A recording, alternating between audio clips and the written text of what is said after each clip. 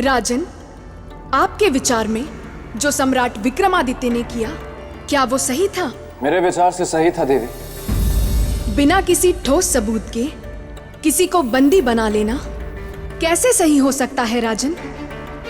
शायद ये कथा आपने ध्यान से सुनी नहीं है। महारानी के विरुद्ध कोई ठोस सबूत नहीं था, केवल संदेह था। देवी, न्याय का सिद्धांत यह कहता है कि जिस पर भी संदेह हो उसे सबसे पहले बंदी बना लेना चाहिए ताकि उससे पूछताछ हो सके। बिल्कुल सही कहा, बिल्कुल सही कहा राजा भोज आपने, क्योंकि मेरे मित्र विक्रमादित्य न्याय के मामले में कभी गलती कर ही नहीं सकते थे। देखा आपने, भले स्वयं की पत्नी क्यों ना हो, उन्होंने उसे भी बंदी बना लिया। लेकिन मेरे मित्र की जगह अगर आप होते और आपके सामने ये परिस्थिति होती तो क्या आप ऐसा करते? नहीं नहीं नहीं, नहीं। उत्तर मत दीजिए। उत्तर मुझे पता है, आप ऐसा नहीं करते, क्योंकि मेरे मित्र जैसा न्याय प्रेमी कोई हो ही नहीं सकता। मेरा मित्र विक्रम, विक्रम विक्रम, मेरा मित्र विक्रम। ये इतनी भयानक आवाज किसकी है? तुम्हारी है बेताल। मेरी? और अगर तुम चाहते हो ना कि तुम्हारी आवाज और भयानक ना हो तो एकदम शांत हो जाओ।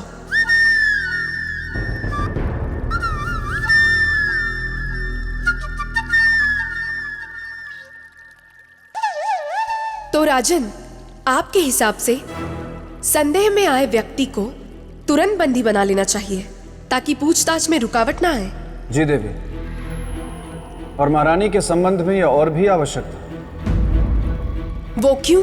वो इसलिए देवी क्योंकि वो महारानी थी। यदि सम्राट उन्हें बंदी ना बनाता तो निष्पक्ष जांच के बाद भी प्रजा को उन पर विश्वास ना होता। मैं खुश हूं कि आप दोनों के विचारों में काफी समानता है। आप क्या कर रहे हो देवी? अब मुझे क्षमा कर दीजिए, मेरी बात तय कर दीजिए।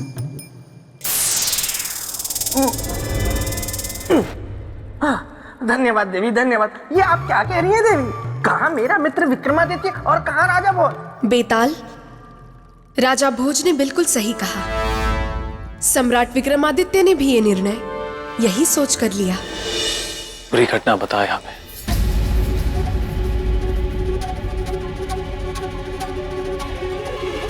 रात्रि का समय था, हम शिविर में सो रहे। ये अचानक हमें एक पशु के आने की आहट सुनाई दी। वो पशु कोई हिंसक पशु होगा, बस यही सोचकर हमने धनुष पर बाढ़ चढ़ाया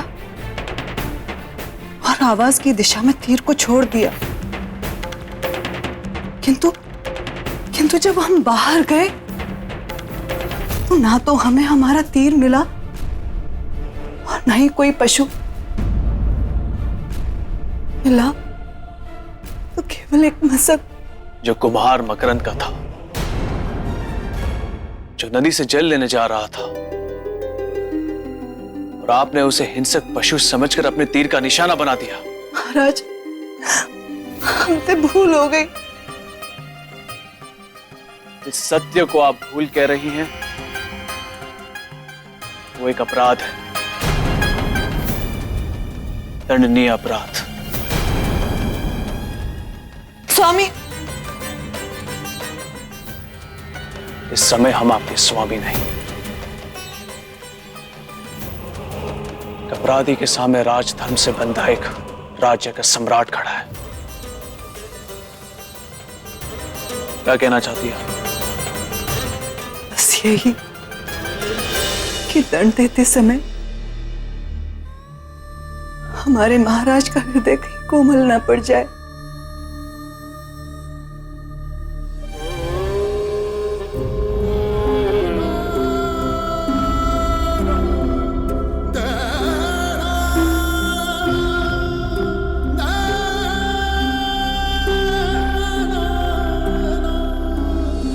स्वामी,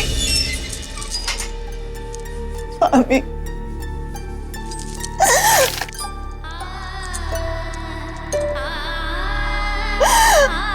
हम अपराधी नहीं। देखा राजन, ऐसे ही सम्राट विक्रमादित्य के सामने शीश नहीं झुक जाते थे। अरे ऐसे ही नहीं, सारे भारतवासी उनके गुण गाते थे। लाखों में कोई एक ही विक्रमादित्य कहलाता है।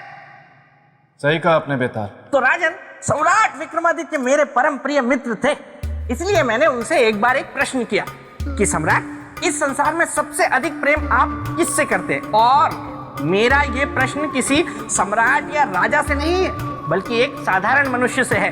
तो उत्तर दीजिए। तो पता है उन्होंने क्या उत्तर दिया? क्या उत्तर दिया? देवी, आप भी सुनिएगा। मेरे मित्र ने उत्तर दिया कि इस समस्त संसार में उन्हें सबसे अधिक प्रेम है अपनी पत्नी चित्रलेखा से। वो चित्रलेखा जिसे बंदी बनाने का आदेश उन्होंने दे दिया था, वो चित्रलेखा जिसे वो कारागार में डलवा चुके थे, वो चित्रलेखा जिसे हत्या के आरोप में वे सजा सुनाने वाले थे। देवी, अगर आप अनुमति दे दे तो इससे आगे की कथा मैं सुना दूं। कृपया मुझे सुनाने दीजिए ना। नहीं बेताल, देवी, अनुमति दे दीजिए ना। देखिए, मेरे मित्र की कथा है तो मुझे भी अवसर अवश्य मिलना ही चाहिए ना। देखिए, अगर आप ना कहेंगी तो मेरे पेट में बुलबुलें उठने लगेंगे और फिर मैं ना चाहते हुए भी बीच में बोलूंगा, जो मैं नहीं चाहता। इसलिए मुझे अनुमति दे दीजिए ना देवी। ठीक है बेताल, अनुमति है। तो राजन, एक बार मेरे मित्र सम्राट विक्रमादित्य के शयन कक्ष में एक चूहिया घुस गई। बेताल, क्षमा देवी, क्षमा, मैं भावनाओं में बह गया, इसीलिए ये कह गया। अब नहीं। तो राजन, राज दरबार में थे सारे राज दरबारी और फरियादी, और उनके सामने थे सम्राट विक्रमादित्य।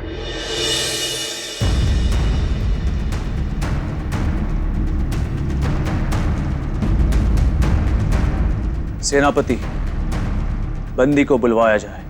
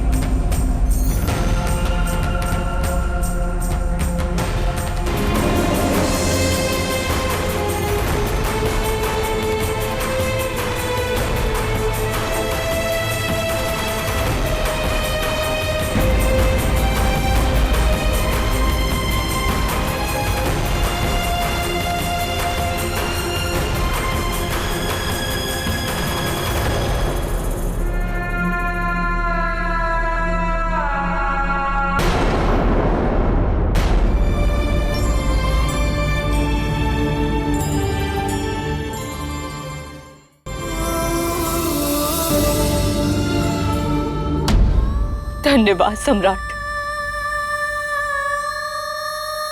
एक नारी होकर नारी के जीवन को उजाड़ने वाली, क्या बिगाड़ा था मेरे पति ने तुम्हारा? क्यों मार डाला उन्हें? क्यों आग लगा दी मेरे जीवन में, मेरे सुहाग को? चुप क्यों? बोलो, उत्तर दो। क्या पाया तुमने उन्हें मारकर?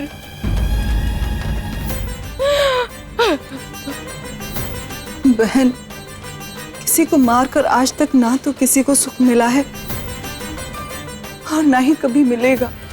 झूठ बोलती है तू।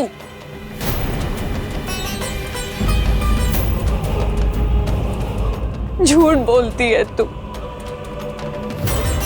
बहन, झूठ ही बोलना होता, कभी सत्य ना बोलती। मैं ही हूं आपकी हत्यारन, जिसने आपके सुखी संसार में आग लगा दी।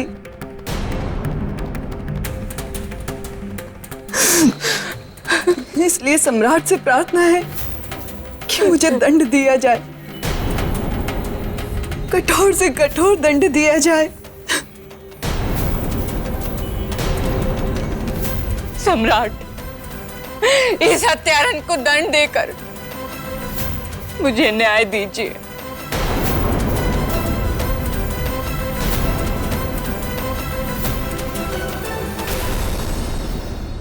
बोलिए, क्या न्याय चाहिए आपको?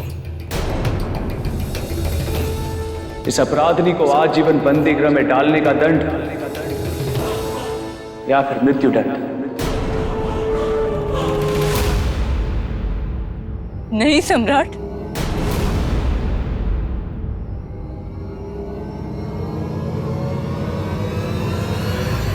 मृत्यु दंड तो इस अपराधिनी के लिए बहुत छोटा दंड होगा।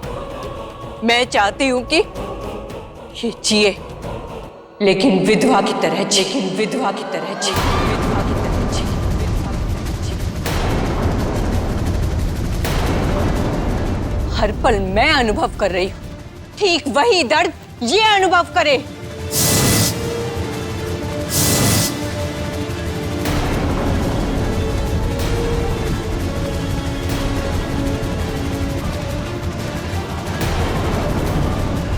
मैं चाहती हूं कि इसके पति की हत्या मैं अपने हाथों से करूं।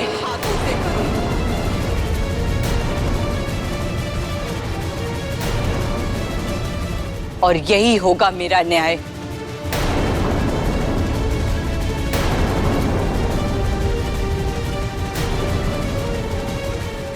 समस्या विकट थी, विकराल थी। एक तरफ था न्याय और दूसरी तरफ सम्राट विक्रमादित्य के प्राण। न्याय की रक्षा करने का अर्थ था विक्रमादित्य को अपने प्राणों की आहुति देनी पड़ती, और अगर ऐसा वो नहीं करते तो न्याय की मूरत हो जाती खंडित। फिर क्या हुआ देवी? महारानी चित्रलेखा स्वयं के लिए तो मृत्यु मांग सकती थी और उसे हंसते हुए स्वीकार भी कर सकती थी, लेकिन अपने पति की मृत्यु का कारण नहीं बन सकती थी। नहीं बहन, ऐसा अनर्थ मत करो बहन। आपके दोषी हम हैं, आप हमें दंड दीजिए, परंतु हमारे पति को नहीं। नहीं हत्यारण, तो सुहागन का दंड यही है, तेरी सुनी मांग।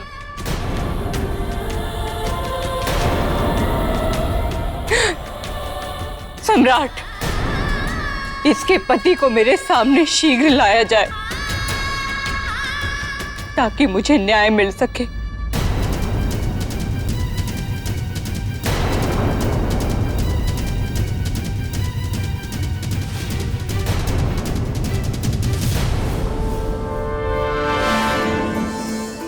देवी,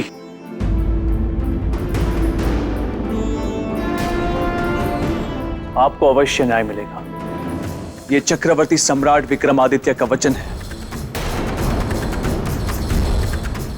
आपके हाथों में वही तीर होगा और आपके सामने इनका पति। नहीं सम्राट,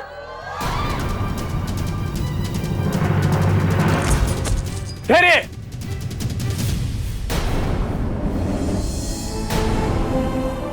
ले जाइए इन्हें।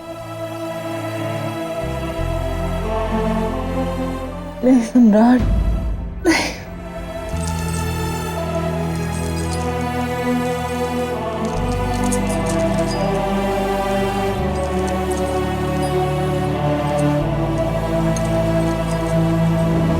इन्हें न्याय के लिए धनुष और वही बाण दिया जाए।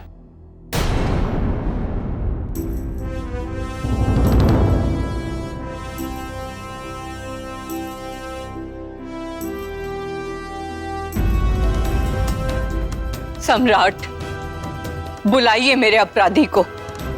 मैं अभी और इसी क्षण उसका अंत करना चाहती हूँ। अवश्य देवी।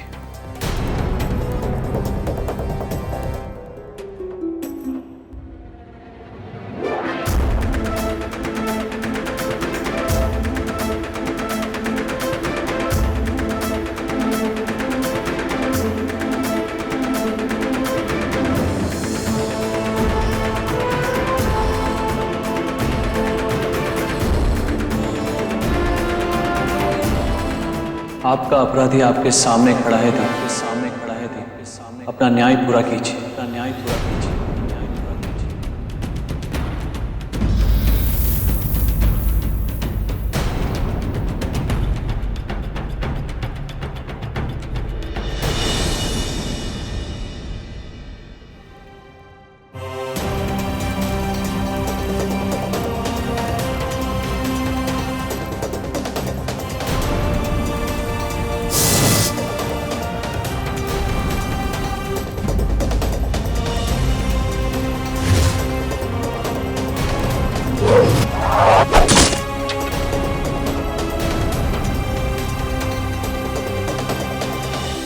देवी, ये क्या किया आपने?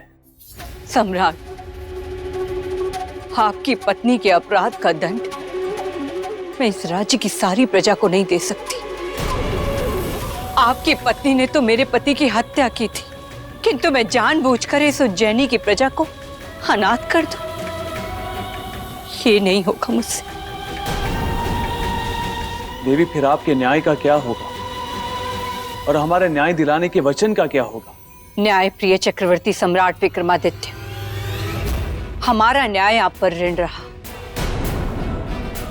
इस उज्जैनी पर, उज्जैनी की सारी प्रजा पर।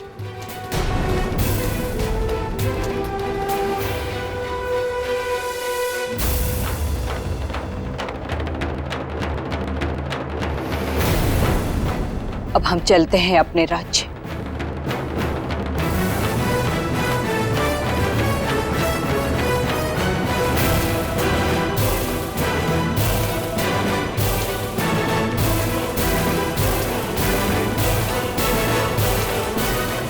देखा राजन, मेरे मित्र सम्राट विक्रमादित्य की न्यायशीलता को। न्याय कलंकित ना हो, इसलिए उन्होंने अपनी पत्नी तक को बंदी बना लिया, स्वयं को और उज्जैनी के भविष्य को दांव पर लगा दिया। ऐसा न्याय दूसरा कोई नहीं कर सकता। क्षमा करिएगा देवी, पर जिसे आप न्याय कह रही हैं वो न्याय नहीं है। क्या न्याय नहीं है? नहीं देवी। वाह वाह राजा भोज, वाह! एक आप ही हैं इस संसार में सबसे बुद्धिमान जो मेरे मित्र विक्रमादित्य के न्याय की कथा सुनने के बाद ये कह रहे हैं कि उन्होंने जो किया वो न्याय नहीं था। नहीं था।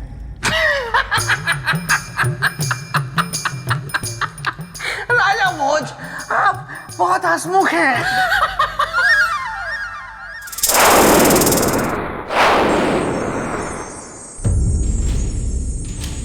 आप ये कैसे कह सकते हैं कि सम्राट विक्रमादित्य ने जो किया वो न्याय नहीं है? देवी, न्याय का अर्थ होता है न्याय मांगने वाले का भला, परंतु इस न्याय से तो सुनंदा का कुछ भला हुआ ही नहीं, बल्कि उसने जीवन दान देकर सम्राट के साथ साथ पूरी उज्जैनी का भला कर दिया। और जहां तक मुझे लगता है देवी, इस अपमानजनक परिस्थिति में सम्राट विक्रमादित्य को मुकुट उतारने तक पर विवश कर दिया होगा। सही कहा आपने, पर गंभीरता को सहजता में बदलना सम्राट भली भांति जानते थे।